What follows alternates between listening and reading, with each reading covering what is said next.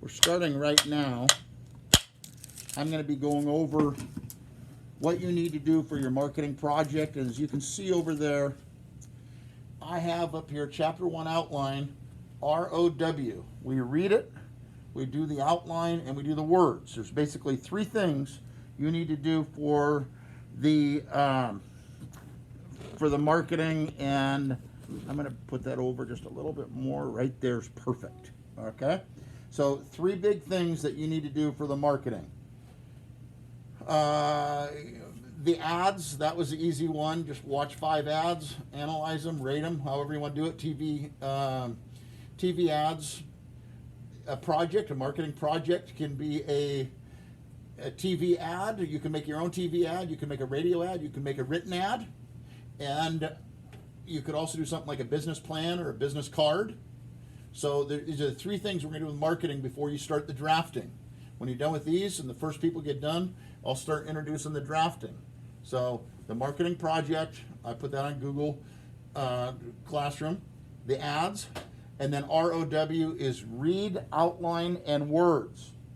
You do the read the chapter, do the outlines, and do the words. Okay, here's what the outline looks like. I'll kind of go over, I'll go over it here, and then I'll show you in the book what it looks like. But basically, you have Roman numeral 1 on page 4 there. That is the scope of marketing. Then ideas, goods, and services. That is A. Skills and knowledge. 7 marketing core functions. These are called the marketing wheel, the functions of marketing. The marketing concept. Customer relationship management. Roman numeral 2, economic benefits of marketing. New and improved products. Lower prices. Added value and utility. Form utility. Place utility. Time utility. Possession utility. Information utility. All of these terms with utility mean added value. Form utility is adding value by changing the form or the shape.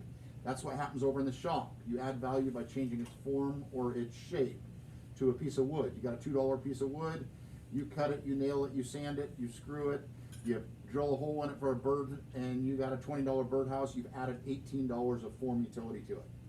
Place utility is adding value by the place you're selling it at. Costco, Walmart, could be wholesale, retail. Time utility, the time of the day you're selling it, like coffee.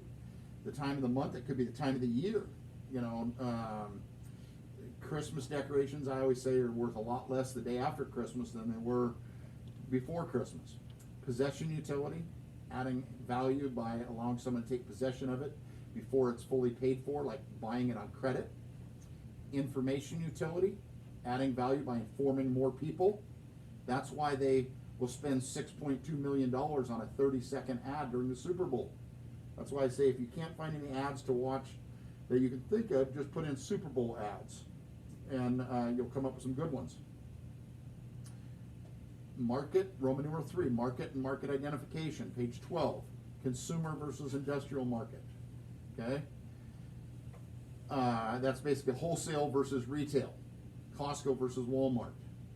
B, market share. There's a picture of the pie chart on there with the market share. C, market, target market and market segmentation, and how the market is segmented.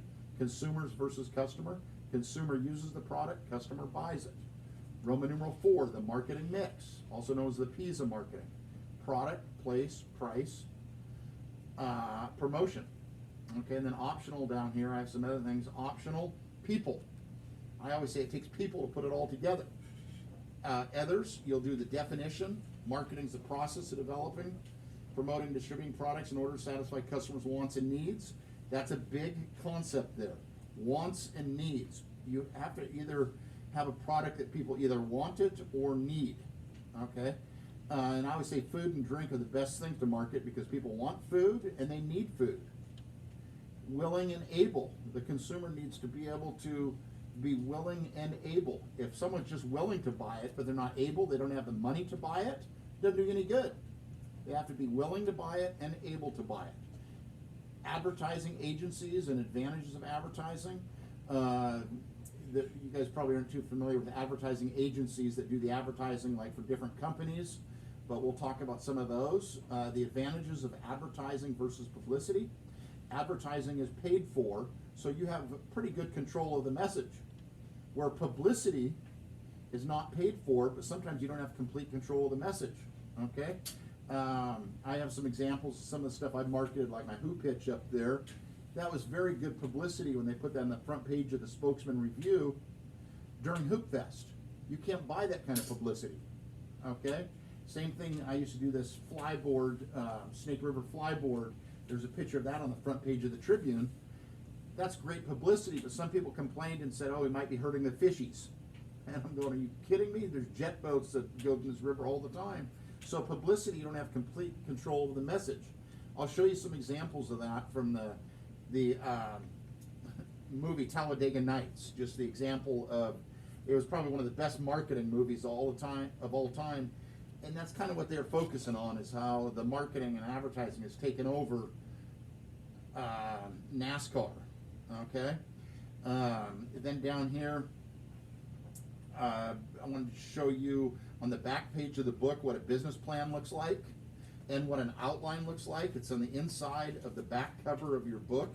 So if you're ever not sure what a business plan looks like, you can look inside the back cover as an example of a business plan. And give you some examples, some marketing, like FedEx. I always see my favorite commercials, the FedEx one, 10 things that make up a good ad. I have Pepsi on there because Pepsi is one that I'm really intrigued with, how they not only own Pepsi Cola, but they also now own like Doritos, Cheetos, Fritos. They used to own what's called Joy Food Marketing, which was Taco Bell, Kentucky Fried Chicken, and Pizza Hut. And Pepsi will expand like this because then at those restaurants, the only soft drinks they will sell are Pepsi products. And their company used to be Joy Marketing, Joy Foods. And I mean, in our town, they even own some radio stations. Like some of the radio stations are owned by PepsiCo. They bought Cheetos and Fritos and Doritos, and if you wonder why you see some of those commercials now with Mountain Dew and like Doritos, it's because they're owned by the same company, doing cooperative advertising. Pepsi also does something called manufacturer controversy, where they'll do something where they'll do advertising, and they know it's going to be controversial, but they'll do it anyway to just get people to talk about it. Manufacturer controversy. They did that with a Pepsi commercial a few years during the Super Bowl, where the guy's dead fish, his goldfish was dying, and he added Pepsi to it, and it came to life, and da-da-da. And as soon as I saw the ad, I said, someone's going to do that, and their goldfish are going to die, and they're going to try to sue Pepsi, and sure enough, they did. Okay? The old marketing book versus the new, I'll share with you some of the differences in them. The magazine from the DECA, the article up there, talk to you a little bit about some of the different advertising agencies. Probably one of the biggest one is Wieden Kennedy over in Portland. Dan Wieden's the one that came up with the mask, kind of the motto for Nike, just do it. And a lot of people don't know that when Dan Wieden came up with that back in '72, it was actually in response to a guy that was going to be executed, and he wanted it to just be over with, so he said, just do it, just get it over with. That was a headline of a newspaper. He took that and made it into the slogan for Nike, okay? And, you know, he's kind of been a big ad agency. When we used to do a sports marketing tour, when we go over to Portland, we'd go tour, we would tour that Wieden Kennedy ad agency in Portland. And then GSP, they're the one in Portland. And we'll talk a little bit about how cities bid on, for instance, to have the Olympics there, the Super Bowl. You know, they bid millions and millions of dollars to host it in their city. Used to be people wanted a lot of people coming to their city. Now they're not so much wanting that with the whole COVID thing, okay? Costco, I have some things on there like a video called the Costco Craze, which explains the difference between Costco and Walmart, how Costco typically sells about 4,000 products in their store, where Walmart will carry close to 100,000 products at their store. And we'll talk about the stock market and how that involves marketing, and how cars like Volkswagen market to different levels. Like a Volkswagen's called a poor man's Porsche. So they have the Volkswagen as their low level, then they have the Audi as their mid level, and the Porsche as their high end. You know, other companies do that too. Like Audi is well. Let me give you another example. A Lexus they call is a Toyota on steroids, because a Toyota makes Lexus, and Acura is a Honda on steroids, and Infiniti is a Nissan on steroids. And then last but not least, we'll talk about psychographics and the way you target your market. Psychographics, demographics, geographics. Okay, geographics is targeting people by where they live. It can be the city versus the country. It can be cold climate versus that.